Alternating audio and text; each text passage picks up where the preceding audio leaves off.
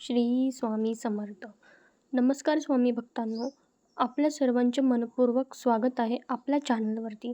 आज आपण ऐकणार आहोत श्री स्वामी समर्थ, एक अद्भुत आणि प्रेरणादायी कथा. ही कथा आपल्याला विश्वास, श्रद्धा, स्वामींची कृपा किती मोठी असते हे सांगते. व्हिडिओ शेवटपर्यंत नक्की बघा आणि जर तुम्हीही स्वामी भक्त असाल तर कमेंटमध्ये नक्की लिहा श्री स्वामी समर्थ. अक्कलकोट नावाच्या गावात एक गरीब शेतकरी राहत होता. त्याचे नाव होते गोविंदा. गोविंदा खूप प्रामाणिक आणि मेहनती होता, पण त्याच्या आयुष्यात सतत दुःख आणि संकटे होती. कधी पाऊस पडत नसे, कधी पीक खराब होत असे, तर कधी घरात आजार पण येत असे. गोविंदाची पत्नी म्हणायची, आपण इतकी मेहनत करतो तरी देव आपल्यावर प्रसन्न का होत नाही? पण गोविंदा नेहमी एकच म्हणायचा, देव उशिरा करेल पण अन्याय नाही करणार.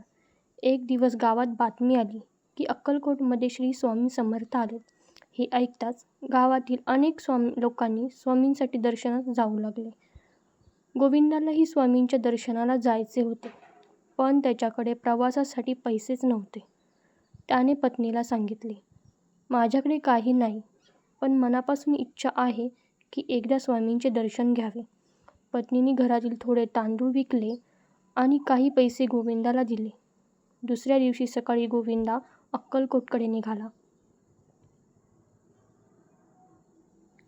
स्वामींचे दर्शन. खूप लांबचा प्रवास करून गोविंदा अक्कलकोटला पोहोचला. तेथे हजारो भक्तांची गर्दी होती. सगळे भक्तांनी दर्शनासाठी रांगेत उभे होते. गोविंदाचे हृदय जोरात धडधडत होते.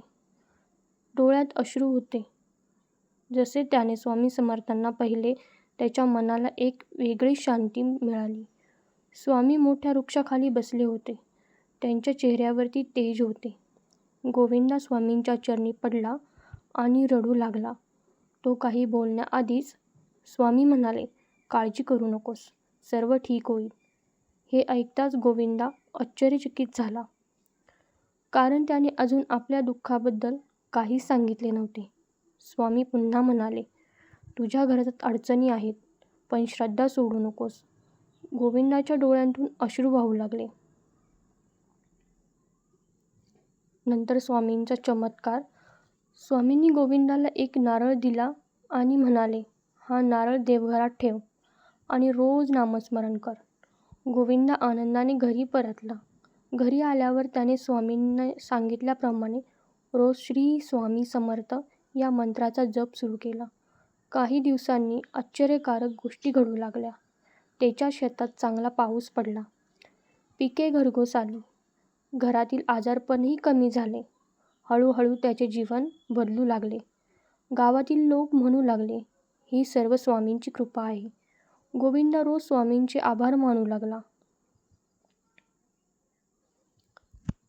स्वामींचा यातून काय संदेश मिळतो की काही महिन्यांनी गोविंदा पुन्हा अक्कलकोटला गेला. स्वामींना नमस्कार करून म्हणाला, स्वामी, तुम्ही माझे जीवन बदलले. स्वामी हसले आणि म्हणाले, मी काहीही केले नाही. तुझी श्रद्धा आणि विश्वास यांनी चमत्कार घडवला. त्यानंतर स्वामी म्हणाले, जीवनात कितीही संकटे आली तरी घाबरू नकोस, विश्वास ठेव. योग्य वेळ आल्यावर सर्व काही ठीक होतं. गोविंदाला त्या दिवशी जीवनाचा खरा अर्थ समजला. भक्तांनो, या कथेतून आपल्याला एक गोष्ट शिकायला मिळते. जर आपल्या मनात श्रद्धा आणि विश्वास असेल तर स्वामी आपल्या पाठीशी कायम उभे असतात. म्हणूनच नेहमी नामस्मरण करा. श्री स्वामी समर्थ. जर तुम्हाला ही कथा आवडली असेल तर व्हिडिओला लाईक, चॅनलला सबस्क्राईब करा आणि ही कथा आपल्या मित्रमैत्रिणींसोबत शेअर करायला विसरू नका. आणि कमेंटमध्ये लिहा, भिवू नकोस, मी तुझ्या पाठीशी आहे. श्री स्वामी समर्थ.